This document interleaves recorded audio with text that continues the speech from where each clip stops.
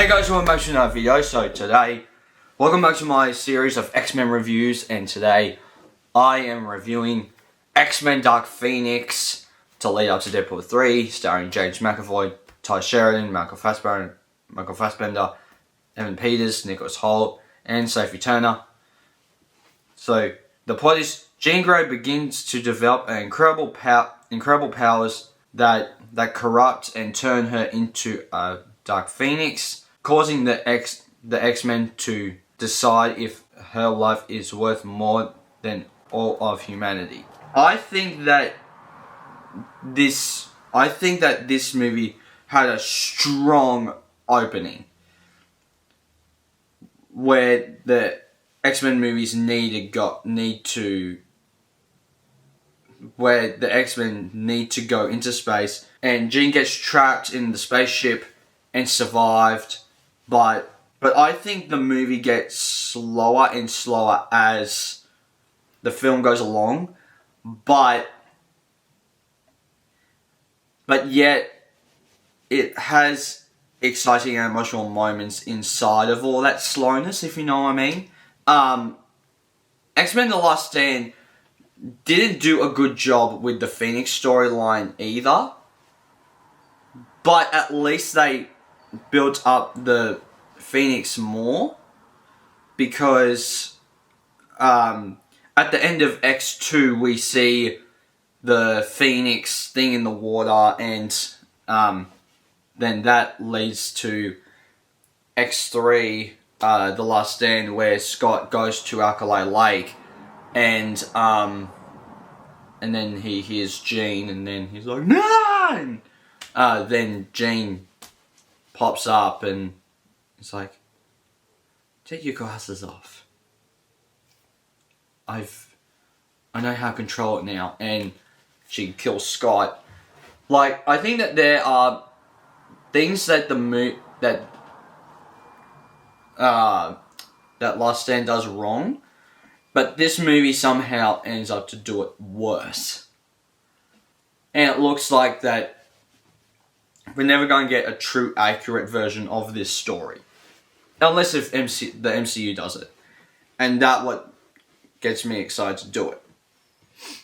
But I thought that there was built up in the original trilogy than there was in this first film, but I thought that it's a waste of the more fun X-Men movies out of the newer ones. Like this one was fun, but it's like when you look at like the other movies,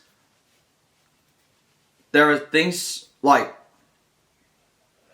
I prefer this a little bit more than the last one, but not as much as Days of Future Past, because that's like the ultimate worlds collide type of story, which I think is really cool. And after Mystique got stabbed, I was like, these movies are not connected to the original trilogy at all. Like, this and Apocalypse are the two films that broke that chain. Because I think that the last two movies there was a chance to connect them to the original movies, but this movie destroyed it. And even the last movie, but even the last movie kind of had things that can't connect to them. And this movie had some cool fight scenes in it.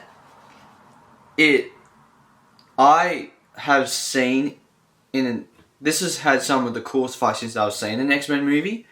The opening fight in space, and the scene where Magneto is trying to stop Jean from killing people, and I surprisingly liked the fight scene on the streets, and I would have thought that I would have liked a battle like that, but it was actually fun to watch that fight happen. I think that X-Men 3 Phoenix fight was more interesting, where you had Magneto and Jean teaming up, and then the X-Men turn Magneto back into human, and Wolverine kills Jean Grey with his claws, and as opposed to this movie where Jean Grey kills Magneto and turns to Professor X talking to her. That just made me kind of go like, huh? Which X-Men 3 I think did a better job at trying to do an interesting story, where this one was just kind of like, yeah, nah, not good.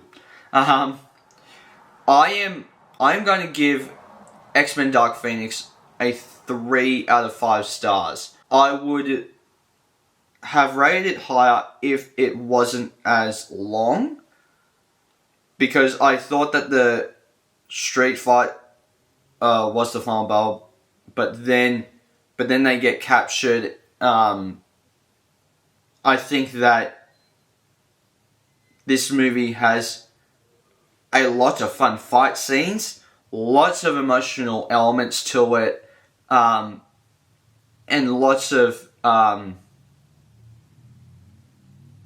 things, and it is the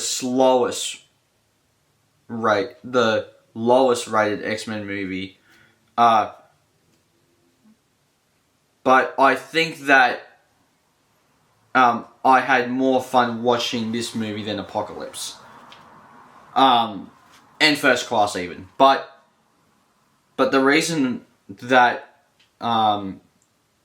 it was last on my ranking at the moment is because I think that it goes for a little long, in my opinion. So guys,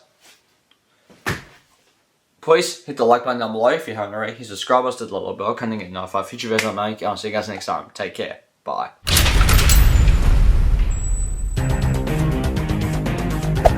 Hey there. Subscribe to my channel. And also press this bell icon.